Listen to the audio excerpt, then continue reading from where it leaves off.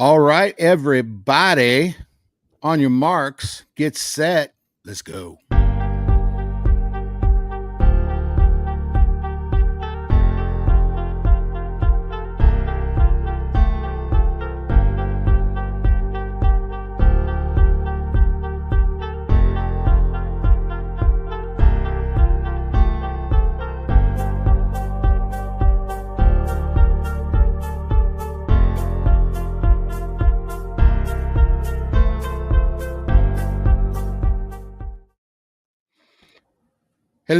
Hello, everybody. What's happening? Oh my gosh, here we are again. You know, we really need to keep meeting like this. Everybody, welcome to another installment, yet another edition of Work Your Career Wednesday. As always, I am Bradley Clark. So thrilled, honored, and blessed that you decided to join us today. And I have an amazing guest. We're going to kick off a new series. It's the Engineer Series, and I am so excited to introduce you to my guests.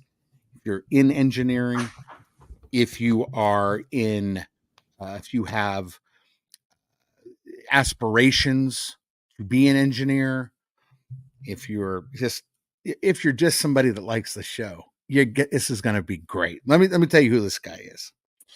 My guest, Aaron Durke, hails from San Antonio and began his career at Woodgroup. And as a chemical engineer, he was one of the first employees at a revolutionary company called Imubit. It's a startup that utilizes cutting-edge AI to control and optimize manufacturing plants. And while at Imubit, Aaron has transitioned from traditional engineering to product management, leading product strategy, and go-to-market initiatives. His many experiences in his professional and personal life have given him a broad perspective on engineering, product management, and AI in general. Everyone, please make welcome my guest, and one of the best people I know, Mr. Aaron Durke. Welcome to the show, my friend. Yeah, thanks, Brad. Really glad to be here. I like the intro. It's high energy as always. I get in trouble for that though. I don't know. I just, the energy is the energy. What are you going to do? That's right. That's right. It's who you are. I mean, I'm trying to tell you, even if it's at an 11, I mean, thank the Lord we don't go to 12. Yeah, that's right. That's right. I don't know. I don't even know what that means. But hey, welcome to the show, man. I'm so glad that you're able to come on and share your experiences. I got to tell you, I've been wanting to do this series for a while. I think around the time I started the show, I reached out to you to see if you'd be interested in coming on, or at least, if this would be something that you would want to see yourself. And you're very enthusiastic about it. Time passes. And, from a recruiting perspective, I don't know whether it's a good thing or a bad thing that there are so many firms and engineers in general that are sort of afraid of engineering. And it doesn't matter what flavor, right? It could be petroleum, it could be chemical, it could be, whatever it is. It could be civil, it could be whatever. They're very hesitant to get into the business, and they always cite, it's very complex.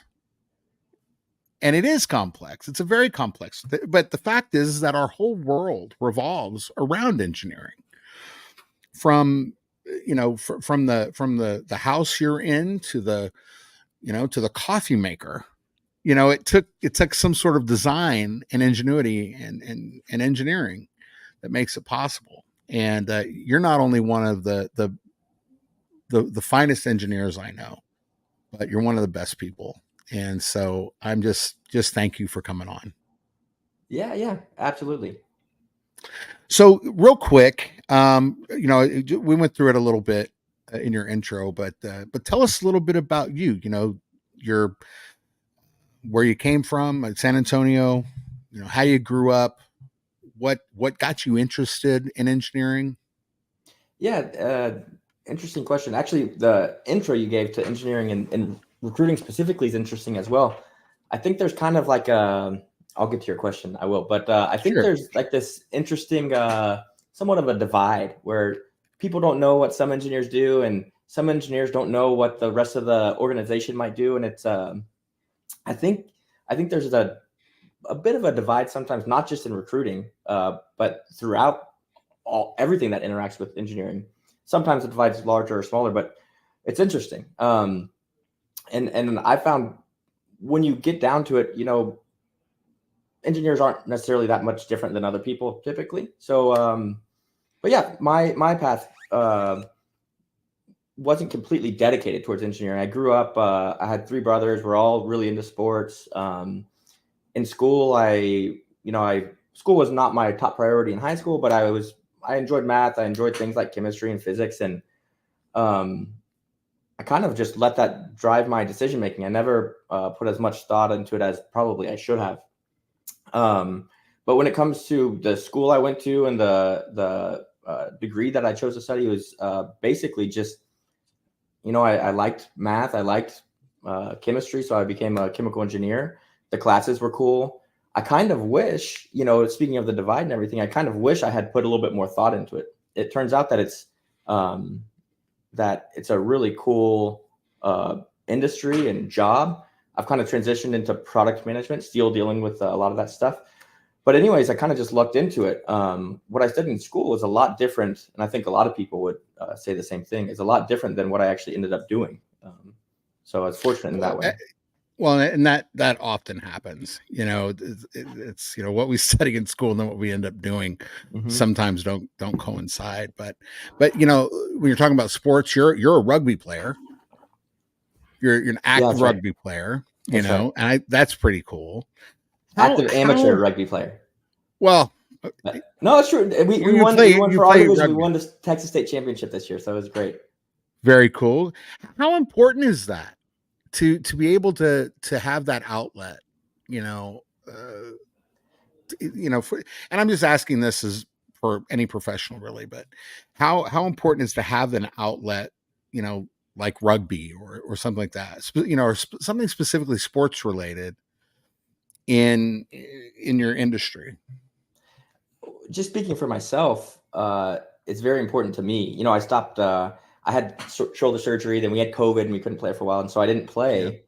And then I just went out to a game, and I was like, "Oh, I'll go to another practice and see." And I didn't realize it until I started playing again. It's like, man, what was I doing? I didn't have this outlet, and it was hard for me to realize. I don't necessarily think everybody is that way with sports specifically. I do think people should have an outlet and should have, interests and things that make them passionate, ideally in work and outside of work. So, I try, man. I try. I don't have hobbies. Well, I do. I do and I don't. You know what I mean? I mean, like but everybody's telling me that I need to. Sorry? You grew up playing baseball and boxing, right? That's right. That's a right. Pretty intense interest. Well, yeah, I know. Those were fun. I mean, I love baseball. It's funny. Years ago, I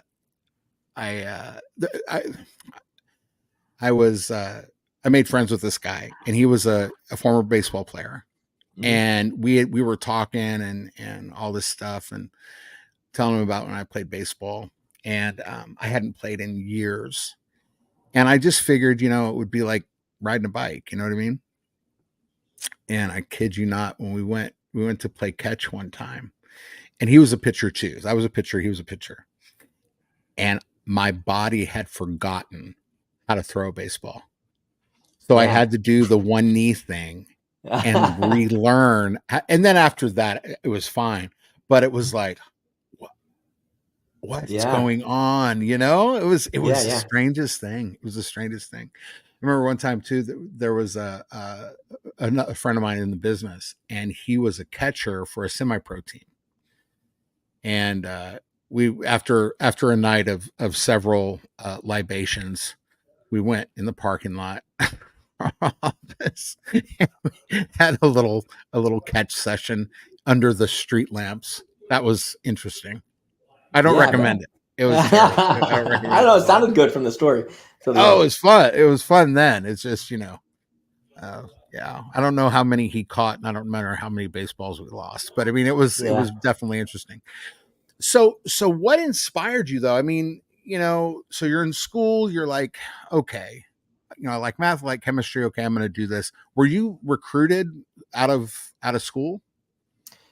Yeah. So I had a couple of internships. I ended up working for I think you talked about it already. A company called Woodgroup. Now it's called Wood. Mhm. But yeah, I met some really really great people. Actually, so now that you say it, it's kind of sparking a memory. The manager of our department is a really really amazing guy. And he was the manager when I was an intern there, and uh, that was, I guess, the summer of my junior year. So then I was interviewing a bunch of places. Um, he would actually drive from Houston, and I went to school at Texas A&M, so it's like a hour and a half, 2 hour drive away. Sometimes he would Mhm. come up and take us to lunch, ask us how we're doing, and you just got the sense that he really cared. And he was telling us, hey, go interview with these people. This is a good company. I have a connection here if you want. Um, and so that was really, really cool. And that was one of the big reasons that I chose to go back. I appreciate that. That's the kind of recruiting I think is. I love that kind. That's great. Mm-hmm. You know, For sure. but that it also is. You don't do that unless you really do care. Yeah. No, So that's it's really it's cool. it's But he clear. I stayed mean, connected. there's a business rationale to do that, but you could tell with him it probably was the business rationale, but it was also genuine, Yeah, sure, it was cool. sure. So you didn't really know what you wanted to do until you got to school. You know what? I wouldn't even say that. I would say I didn't know what I wanted to do until I would say I didn't even understand what most chemical engineers did until I was out of Yeah, school. Um, and really. then yeah. And then I was doing some really cool stuff, a lot of cool simulation work and working with customers, acting as a consultant. Mhm. That was really great, and I enjoyed it for a couple of years. And then I started to think, maybe I want to go in a different direction, do something maybe in a different, I don't know, maybe applying skill sets in a different way that has to deal with not just one specific set of projects that we were doing. So yeah, like I didn't realize what it was, and then I really enjoyed it, and then I learned over 2 3 4 years, hey, maybe I want to look for something different, which led me to Imubit, where we met. Very cool. So let me ask you this: when you get an opportunity to mentor people, do you hearken back to that time where you know the guy from Wood you know came to your school and you know was actively involved in your next step? Yeah, Is that kind of where absolutely. you is that kind of where you get it? Or Definitely. Well, I wouldn't say that I'm doing as good of a job at that as he was, but absolutely, I think about that. And I will say, regardless of technical talent or anything, Mhm. that creating a team that cares about each other and that knows that each other cares about them is completely invaluable. I think it makes people Yeah. work better, makes them happier. I think you're going to retain them for longer. Um, and I think little things go a long way, and then it starts to become this like this snowball effect where people trust each other more and more and like each other more and more, and these little things create this really cool team like environment that I think really Yeah. at the end of the day, I legitimately think it creates a better product for the customer. Oh, I agree with that as well. 1,000%. I mean, how could it not? You Yeah, have people that are actively, well, and you're on a team. Like you're yeah, you're on in it. well, you're like you personally, you're on a team. You're on a rugby team, right? Oh yeah. And if we're talking about sports and we talk about, things inside, teams inside of a work environment, really they're not, or they shouldn't be anyway, too far removed from each other. I think what you're describing is, you have a team where one makes sure that the other's doing well, right? Hmm. And that's really what you want because you're trying to win. You're trying to win Yeah, in yeah, definitely.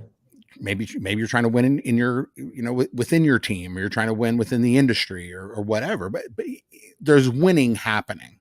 You know what I mean? That Yeah, goes beyond definitely. the foosball tables and the snacks in the kitchen. For sure. Well, so like I said, I've transitioned into a more tech facing role, still at the same company, Yeah. In product management, product strategy, stuff like that. Yeah. Prior to that, though, I was I was leading an operational team, as Yeah. leading our operational group, and there's a lot of tough things about that. There's Yeah. always fires. There's always something that needs to get done. You come to work thinking you're going to work on these things, then all of a sudden you're working on this other thing. Things are always happening, and in the moment it's tough. But once you've come out the other side and you've succeeded at whatever it is, it's like you went through all that together. And that's Yeah. I really love the position I'm in, but operational focused teams, I think, really see that aspect of coming through something together a lot. Well, and you were incredible to work with. I mean, just really incredible. Yeah, And thank you. One thing that I loved about working with you is, there was it was very, very, very straight and very straightforward. We didn't have a whole lot of time and we really didn't, yeah, a whole lot of time for anything else but that. yeah, And I just loved that. I absolutely loved that. And also, being so close to you, I feel like that really helped me put people on your team that were like-minded. You know what I mean? Like that had your sort of, that mentality, and I hope I was right there. I think I was right. yeah, definitely. Well, so I think first of all, we did a good job. I think we did a good job of getting people with a very broad set of experience. Yeah. Different people that came from really vastly different backgrounds, but Yeah. all kind of consolidated into like unified kind of team, which I thought was Yeah. really cool. I mean, there was a lot of people. I talk about the wins. Looking back, even some of the losses where we couldn't get a great person or something, and Right. how devastating that is. But even that's cool to look back on, and then seeing the team Yeah. as it is now, how good it is, and some of the folks, Brad, even saying like, that recruiter that you had, y'all need to get him in sales or something because he's the reason that people are coming. So, anyways, yeah, it's a really cool experience, even with the wins and the losses. Talking about moi, Yeah, yeah, I got to tell you, my experience at Imubit, I absolutely, to this day, love that company and love what Imubit does, and to have been a part of that really is an absolute joy. And I got to tell you, a lot of the, again, I agree. I remember I remember when we first started doing the the the huddles. Remember, we'd bring them in. You give me a schematic, I'd send it to them. They yeah, come in yeah, and yeah, do their challenge. Remember that? yeah. And I remember there was one guy that came in. I think it was one of the first people that when we started doing that model, and I was so excited, and I was so but at the end of it, he was really good, but he he was he wasn't great, Mm-hmm. right?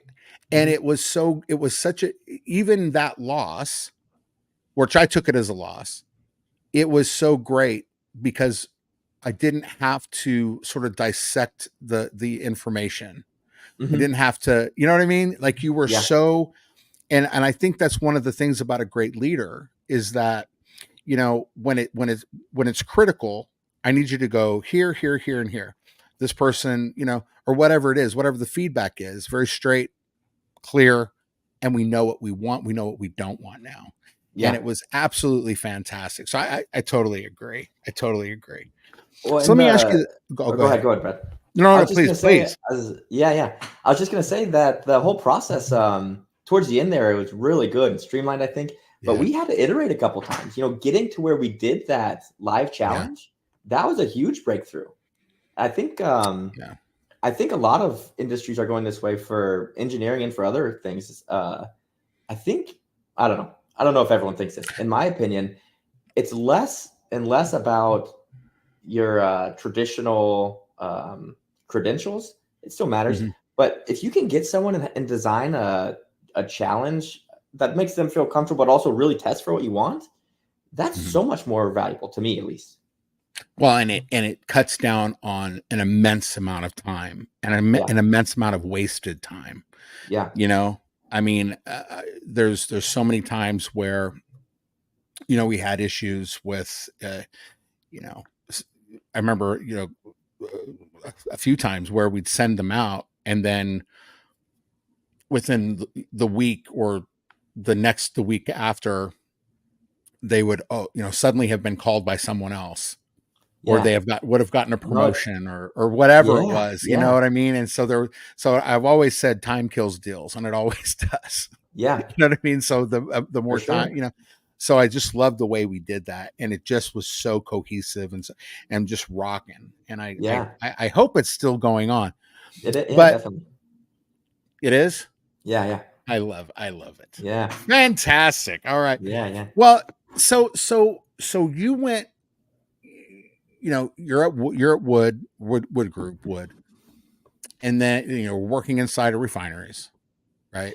Well, it was in an office building doing design work for refineries. We would go out to refineries for customer meetings. I spent a couple months on site in a refinery in Alaska, but mostly in the office. But you were there, I was there. right? And so you've had your time in the trenches, both behind the desk and at the site, and I love that. So now with all the experience you have, and Imubit being such an amazing AI company, and you're beginning to transition into more of a tech role. Is that right? Yeah, yeah, that's right. So I'm actually over the last couple of years I've transitioned into a product manager role. So essentially working with our software engineers and our data scientists Mhm. um, to improve the product, decide which direction we go with the product, because there's always a trade-off. Yeah. I've done that, led a small team of product managers. Currently, I'm focusing on, like you said, product strategy and go-to-market. So Yeah. a lot of really interesting things. And it depends on how you draw the circle and how you define engineering. Maybe it's not traditional engineering, but it's still really dealing with a lot of the issues that engineers deal with, but now I'm seeing them maybe more as a customer. How can I make their lives better? Interesting. And understanding, having the domain expertise, and then also being connected with our technology teams, I think is very interesting to me personally. How valuable? I would say how valuable. Like, from do you think you would have the same perspective? And I mean, maybe this is I don't know if I'm going to word this correctly or not. But do you think you'd have the same perspective if you came in as and I'll use the broad term, as a technologist, right? Definitely not.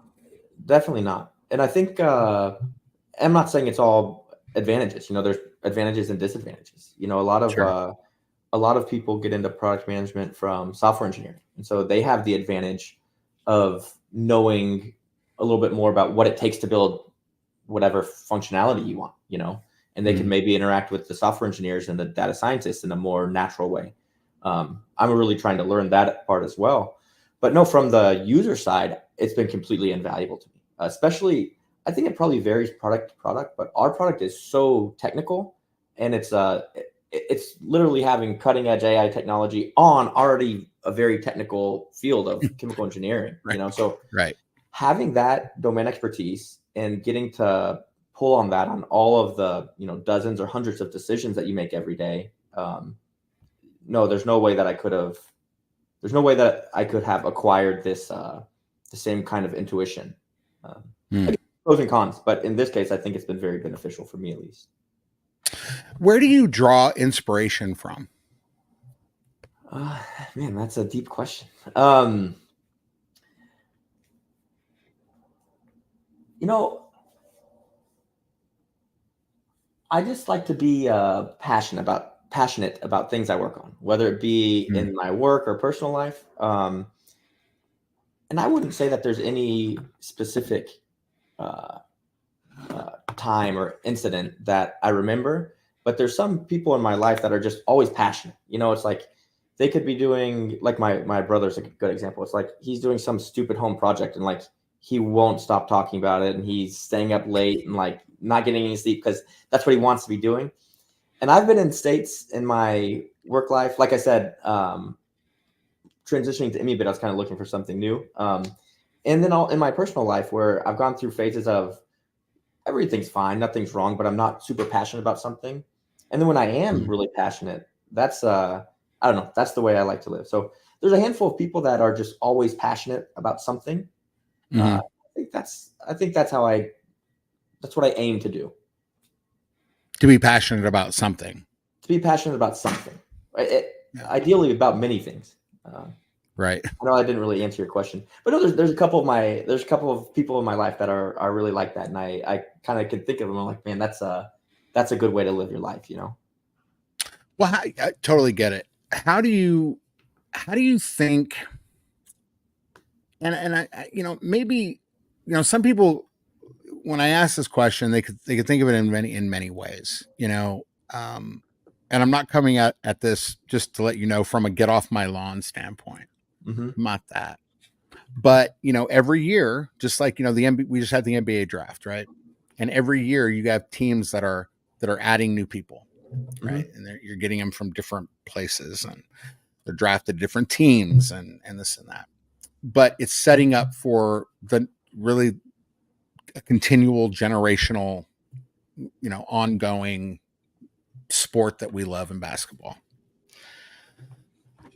Now, you've worked with a cross section of people, from really senior, engineers, really that I know have poured into your life, right?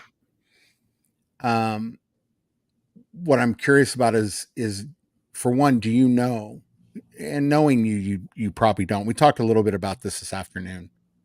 There's lots of people that will be able to look at their career and look at their life and credit Aaron Durke for inspiring them, for showing them sometimes how to do something, or maybe in their lowest moment, telling them and showing them that they can do something.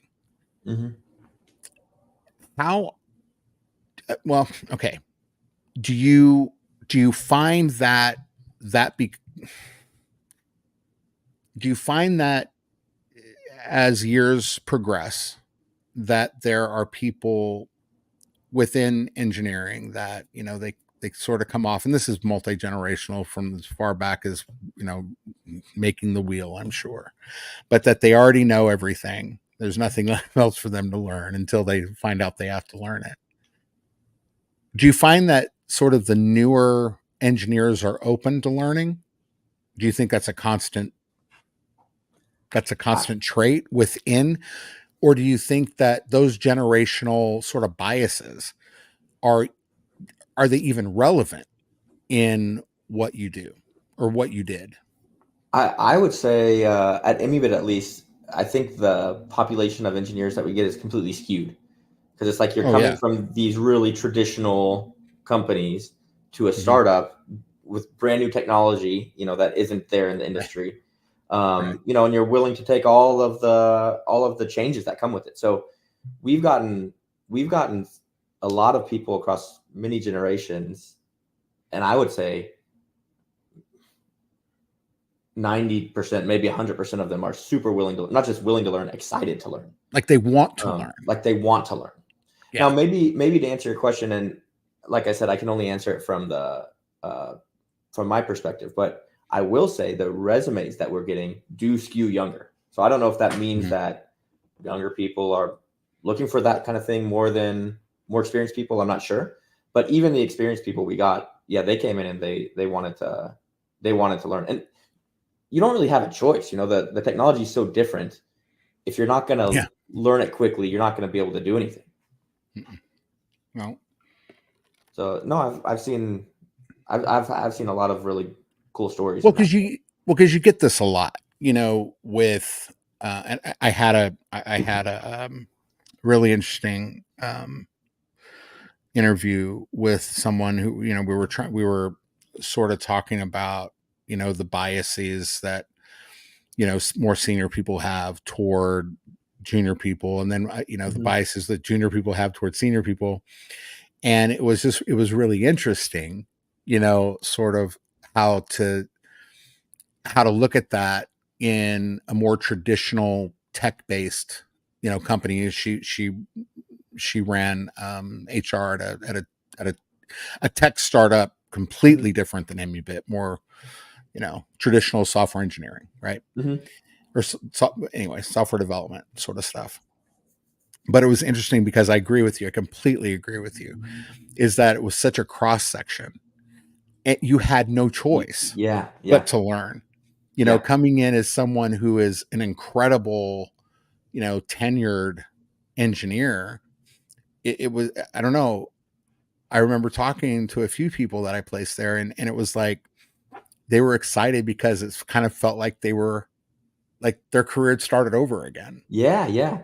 You Well, know? even on the other end of it, we had some very experienced people, and I'm almost a little, I don't know the right word, a more mild word for intimidated, but I'm even a little intimidated. There's this person that's supposed to be reporting to me, and they have their resumes like incredible, you know?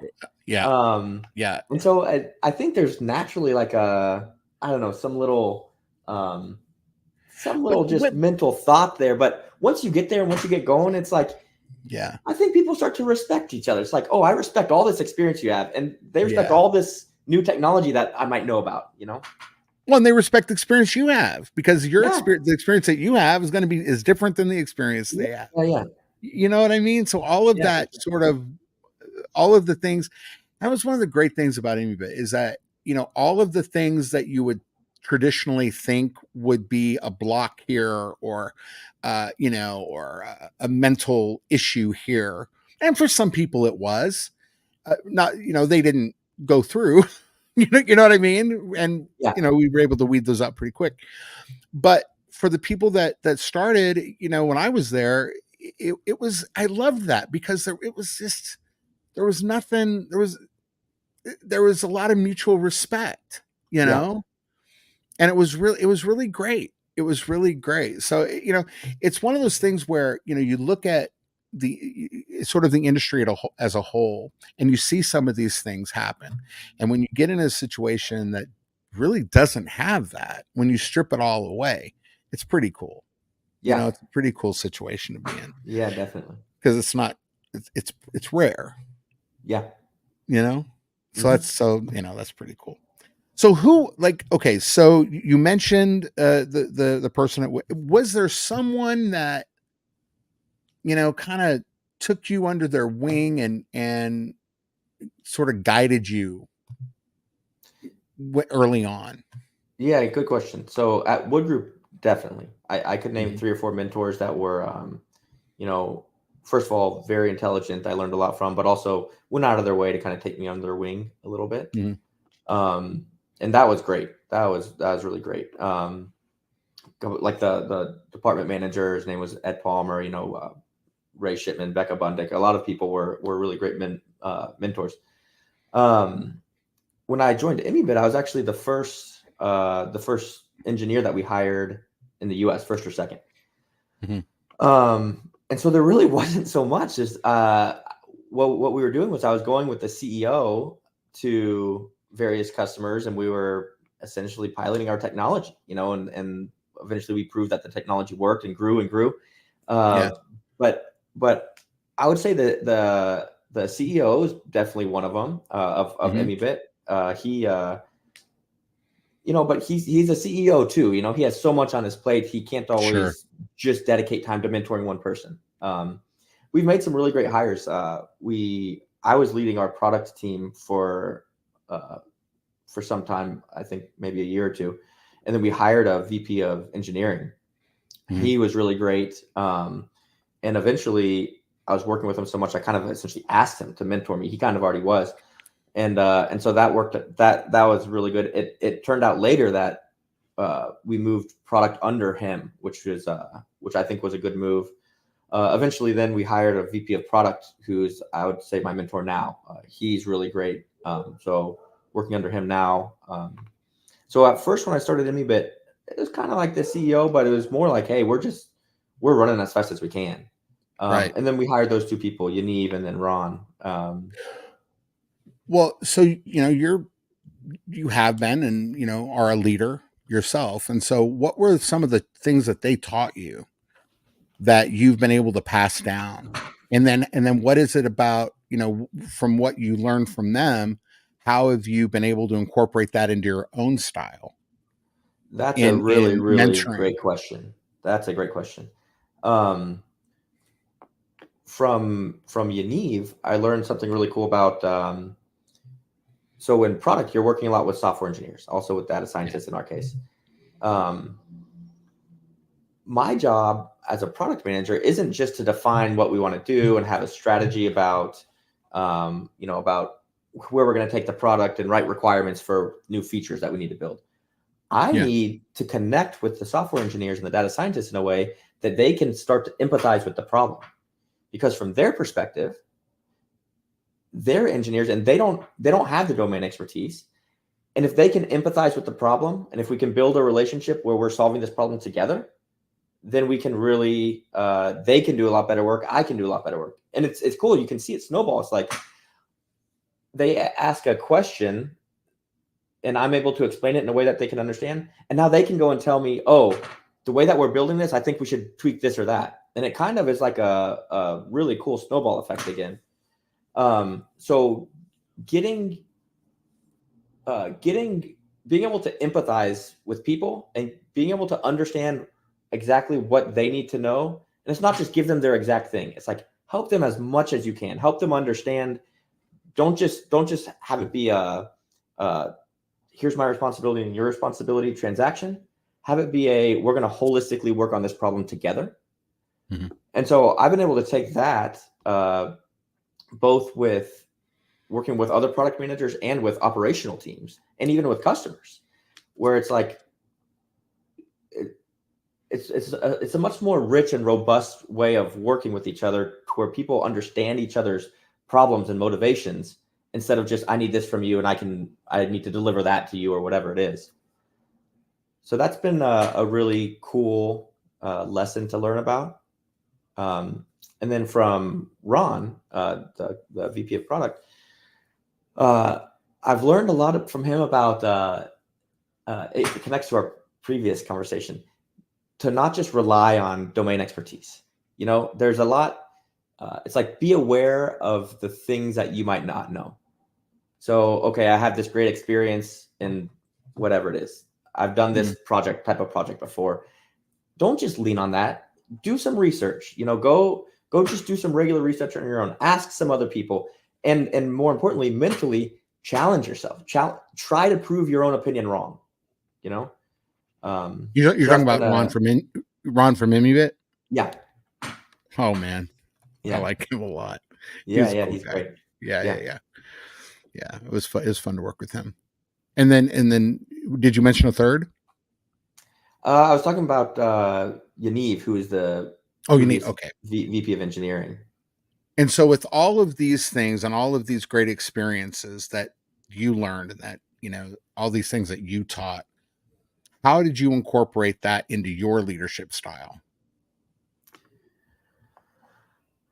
Like I specifically, and think not in the abstract, but yeah, okay. specifically, because So one of them, okay, talking about trying to understand the things that you're unaware of.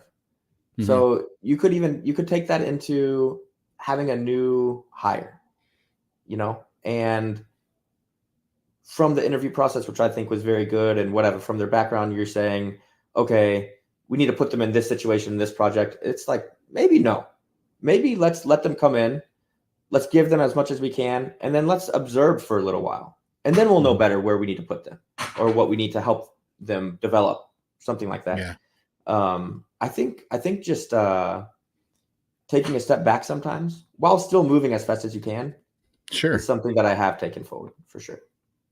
That is so cool, and I can totally see that. I can totally see that, and that's fantastic. You know, one of the things that I think is pretty cool, and from observing you and sort of watching you work and working with you, and I mean, a couple times hanging out after work, in the I don't know, what would we call it, the pit. Is that Yeah. what we call That's it? I saw people. I mean, here I will tell you straight out from my first day at Imubit, and I'm pretty good at what I do, or at least I'm good at what I did. My first day, everyone was so cool and so nice, and especially you. And I look around and I'm like, these are people are stone geniuses. These like really smart people. And it was intimidating for me. And I'm not easily intimidated. mm-hmm. And one thing that I always loved was the respect everyone gave for everyone's particular talent Yeah. or area of specialty. Yeah. It was fantastic, you know, and it was almost, it was a little unbelievable at times too. It was just like, how is this even possible? Like really, and it really was like that. And one thing I loved about watching you, and not and going beyond watching you, but watching the people around you, they wanted to perform well for you. They wanted to perform well for the team. Hold on. They wanted to perform well for the company. They wanted to perform well for themselves. And that is not easy to instill. Like you could have a team full of A's, right? Type A's, driven, go for it, competitive, and there's, not to say that there's not competition, not to say, hey, I'm going to prove that I'm good and we're better or whatever, I mean, to use a sports analogy, look, we're all pretty high functioning. We want to get things done and we want to do it. I'm not trying to paint a utopia here. Mm-hmm. But one thing that I loved about, just seeing you as a leader is that people really wanted to work. They really wanted to work well for you. And I think part of that is you help them want to do great for themselves. I don't know. You know what I mean? Yeah. Personally, I loved it because, we were working very closely together, and I never uh I you were just someone you want to perform well for. And uh, it's not easy to achieve that. So I'm wondering, is that something that just comes naturally? Is that something that was taught, or is that I, something that you've developed? I think it's kind of contagious, I think there was a lot of people on the team that had that quality, and I think it's contagious. The one that sticks out the most, she was a team lead for us, and it's like um, very smart, great engineer. Yeah. But I think her best quality was this exactly what you're saying. Yeah. Whenever something's hard, that's the glue that holds it together. And Yeah. uh, I don't know if it comes naturally for some people more than others. I'm not so sure. I am pretty confident that it's contagious, and I've seen it in sports and companies. Like in sports, I've seen good and bad, and it makes you feel Yeah. that way too. You want to do the same, and it snowballs again. Cool. That's really cool. Yeah, I agree. I agree. So let me ask this. You had a very, I would say, I don't know, untraditional uh, path toward engineering, which, if you know you, it totally fits, and it yeah, makes perfect sense, and I love that. But for those people that are thinking about getting into engineering, thinking about getting in, they were where you were. I don't know what I want to do. What do I like? What's your advice to them? I guess two pieces of advice. The first one is that don't be intimidated. Like I was kind of talking about it, and before there's this weird divide thing where it's like people don't really know what engineers are. They're just like those weird Yeah. introvert smart people. But it's not that Yeah. hard. It's not. I mean, everything's hard in its own way, and this is just hard in one of those ways. It doesn't. Anybody, if they put their mind to it, can do it. So that's the first piece. The second piece is I wish that I had thought more about what exactly I want to do and gone out and intentionally experienced a lot of things to figure it out. There's a Mhm. lot of different routes to get to different ways, but don't just stumble upon it. Don't just take the path of least resistance like I did. I think I got very lucky in kind of getting into a nice space, but don't take the path of least resistance. Go and figure out what you want, and try something and fail at it, or try something and figure out you don't like it and move 50 times, but end up in a really cool place where you can be passionate. One more. How important, and this is for anything, but we're talking about engineering. I'm talking about engineers, and I agree with you. I love that advice. How important is your support system? I don't necessarily think it's different for engineers. I think it'd probably be pretty similar for everyone. But for me, it's completely it's critical. I like to think I don't really get I don't really get down too much. Or I don't really get too stressed out all the time. But when I do, it's like the most comforting thing to know that I have my wife or my three brothers or some friends or some amazing coworkers that will help me through it. If you've ever been in a situation where you are stressed out and you're not able to interact with those types of people, that's really tough. So I don't know, Brad, if I'm answering your question, but Well, absolutely. And you I think you should try to have a support system in a lot of different areas. I don't think it's enough just to say I'm really close with my brother or whatever. I mean, that's great, but I think you should seek support systems in all aspects of your life. well, and I agree. It's critical in anything you do. I'm really what I'm trying to convey here is, again, people find engineers and engineering, the whole idea, incredibly intimidating. When you go on in Houston, we have these structures that reach to the heavens that we drive over. You know what I Yeah. mean? Yeah. And so when people think of that and they think of, wow, I'm driving my car, however many, feet in the air, and realizing that it took an engineer to come up with the design, and then it took people to build it. And you know what I'm saying? It becomes something of,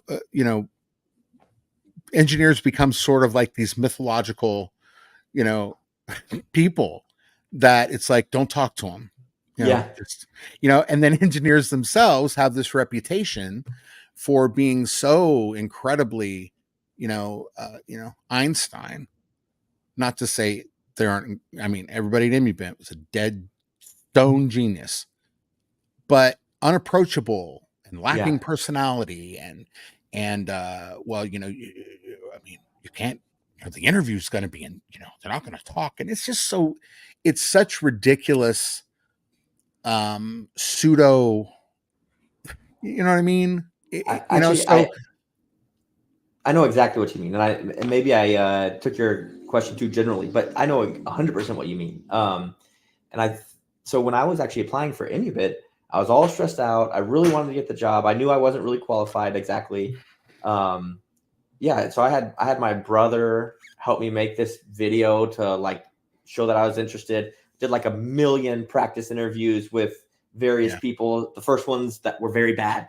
Having that is huge, and I think it's not just in interviewing and getting jobs, but through school. I was privileged enough to go to a good high school and to have people hmm, make me do my homework and stuff. So I didn't necessarily experience that when deciding to be an engineer or getting my education, but definitely when applying to the job or like, shoot, when you're giving a presentation in front of a bunch of new people you haven't, to yeah. to be able to reach out to someone and let yourself feel vulnerable and get their advice, their true, genuine advice is really important for sure. It's huge, right? Yeah. And Yeah. so, and and part of me feels like I don't want to bust the myth. You know Yeah. what I mean? Like, Yeah. part of me just feels, oh, yes, absolutely. Oh, you know, but in another sense, it's like anything else. I love what you said. What did you say? And everything's hard. It's just, this is, and Yeah. This is just hard in a different way. hard in a different way, and I love it. And you know what? It's supposed to be hard. It has to be Yeah. hard. It's the hard that makes it great. To Yeah. quote League of Their Own, you know. Um, I love that movie, but that's true. It's the hard that makes it great, Yeah. and I love that. Aaron, we are gonna, and I please stick with me. We are gonna come back with final thoughts in just a moment. But stay right there. Don't go anywhere. Okay. All right. I will be right back, and we'll have more with Aaron Durke in just a moment. We're going to be having final thoughts here in just a second, but I wanted to tell you where tell you a little bit about our sponsors and who is sponsoring this show and final thoughts and everything else. But wanted to let you know. Hold on, I'm being my own producer right now. If you have anything and everything and all the things that you want documented via video or advertising, things like this, go to White Husky Films. All you got to do is dream, create, record in that order. And when you choose White Husky, you'll be so glad you did. Everything from testimonials to music videos to podcasts to billboards in Times Square, if you can believe it. Get a hold of White Husky Films. You can reach them at www.whitehuskyfilms.com. Again, dream, create, record in that order. When you choose White Husky, you'll be so glad you did. And we got Klein's Jewelry, Jane's PT, Jane's Physical Therapy, still looking for 428 physical therapists and physical therapy assistants in the Baton Rouge and New Orleans area. If you're interested, please go to Janes, JAYNESPT.com and get a hold of us and give us a call at 713-364-8777. And I'm telling you, you will be able to you'll be able to enhance your life while enhancing the lives of others. And it really is an incredibly rewarding way to practice physical therapy. It's just Casey Janes is second to none, and you can get to know Casey actually from Work Your Career Wednesday. Just go to the Work Your Career Wednesday page, look up Casey Janes interview, and get a chance to really get to know who Casey Janes is. Now we'll get to Klein's Jewelry. Klein's Jewelry, Houston legend. I tell you what, if you've gotten engaged in the Houston area, chances are you're wearing a Klein's diamond. But they ship all throughout the country. Mark Klein and his family, second to none. Everyone that works at Klein's Jewelry, they are absolutely fantastic. So give them a call at 832-316-1388 or 281-381-9848. They got a brand new location. In addition to the location that they have over on Woodway, go to 9311 Katy Freeway in Headwood Village. And go on by their incredible showroom. I was there not too long ago, and it just is fantastic. And seriously, go over there. They're great. Jewelry design second to none. And you know what?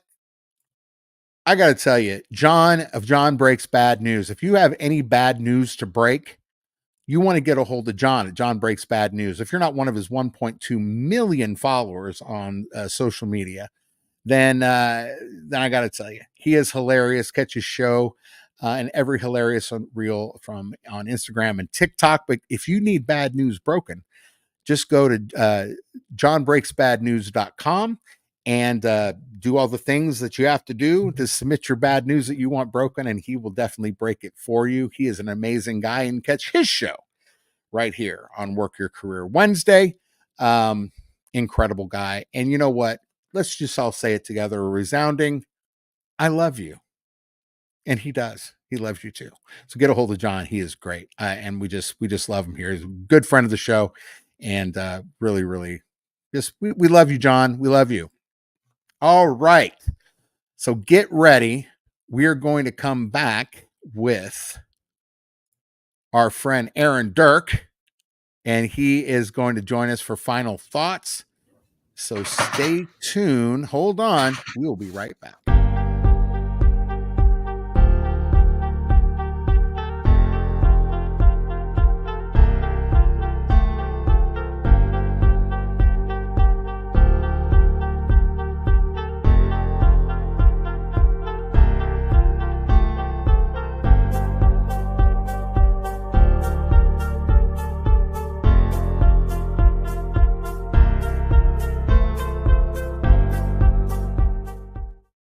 All right, everybody, we are back. We are back with final thoughts. Hold on. See, this is what happens sometimes, when you have to be your own producer on occasion.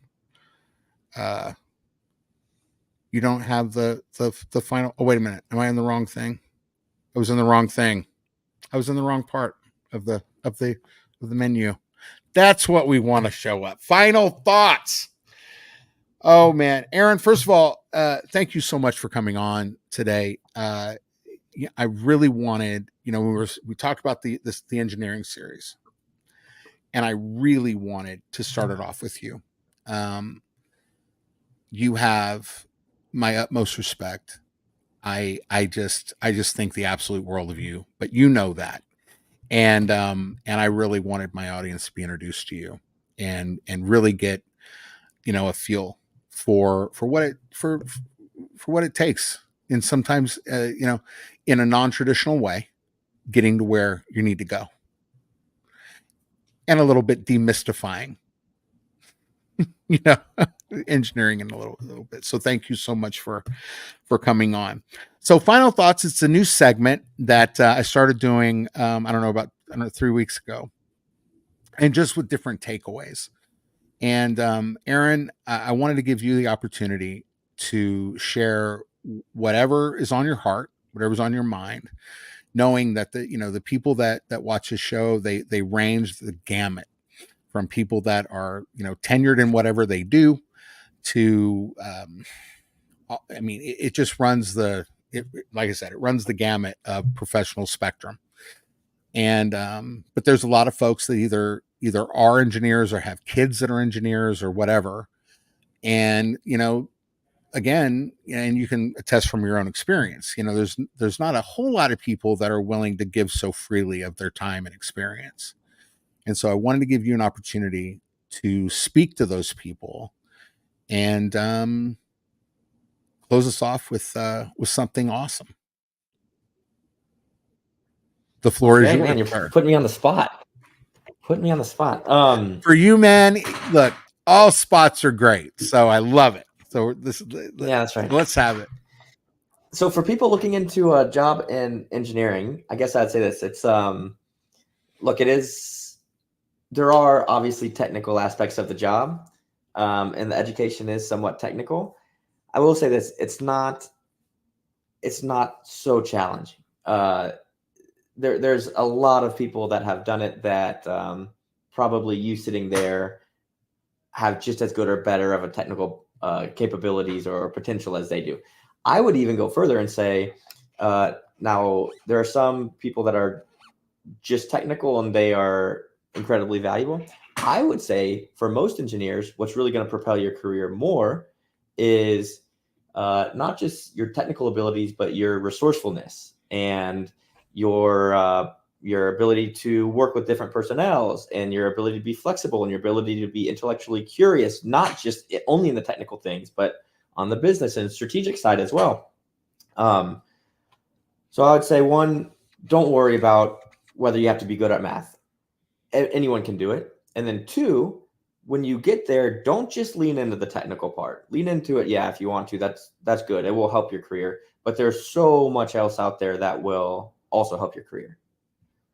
And then I think you gave me one more thing to end on, an awesome thing. I can't really think of anything. But I will say my little brother is an industrial psychologist. And for all those people thinking about jobs, he told me a statistic that was really cool. And it was like, it showed, I think, I can't remember exactly what it was, but it was essentially like what people thought would make them happy in their job. And it was like, I need to get to this career or that position or whatever. Yeah. And at the end of the day, it's, oh, my coworkers are like this, or I like my boss, or I get to eat lunch with my spouse or whatever it is. So right. Getting a great job is very important, but there's a lot of different flavors of great jobs. So it's not just your title and your position. That is fantastic. And I'm going to ask one more thing,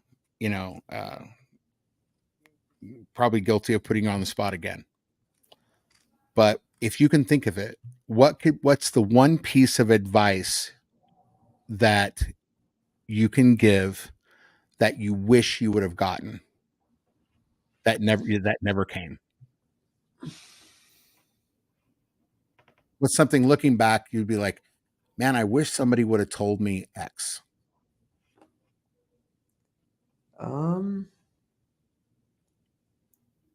Give me a minute here, Brad. Well, but you know what? You may have already said it. You know where you were talking about how you kind of came to it, and you wish you would have been more Yeah, deliberate. so that's one for sure. Yeah. So I definitely wish someone would have told me to be deliberate about and intentional about where you want to go in your career, because there's so many incredible things to do, and to just Right. walk into it because I don't know, some people are, but most 16, 17, 18-year-olds aren't career focused, but they're about to make Sure. decisions that have huge implications on their life. Yeah, so definitely try to be deliberate. And it's not like you can just know. You can't go on the internet and research whatever it is, what a supply chain manager does, and then know whether you're going to like it or not. But what you can do is do the research and then go try something and make some connections and some contacts. So I would definitely, again, give that as a piece of advice. I would also say it's going to sound contradictory, but it's not. Don't think that you're making these decisions and it's, a small butterfly flap is going to cause your life to be good or bad. Don't sweat it. Like, you have so many chances to change, and regardless of the industry you go into, if you're a good worker and you're smart and and hardworking, you'll find a good position. So I guess that as well. I love that. It's almost like it's one thing that I say. It's like the best MBA is starting a business. Yeah. You know what I mean? So Yeah, definitely. Aaron, thank you so much for joining me today to kick off our engineer series. If you want to get a hold of Aaron, find him on LinkedIn. And again, thank you so much. Thank you so much, brother. I really appreciate it. Absolutely. It's great being here. For all of us at Work Your Career Wednesday and White Husky Films, Jane's Physical Therapy, Klein's Jewelry, and Courtney Turek, and I don't know, our friends at Puente Coffee, John Breaks Bad News, know this, that all of us love you and God bless you. And let his face shine upon you and give you great peace. Be excellent to yourself and each other. And you know what? Be excellent to everyone. We'll see you next week.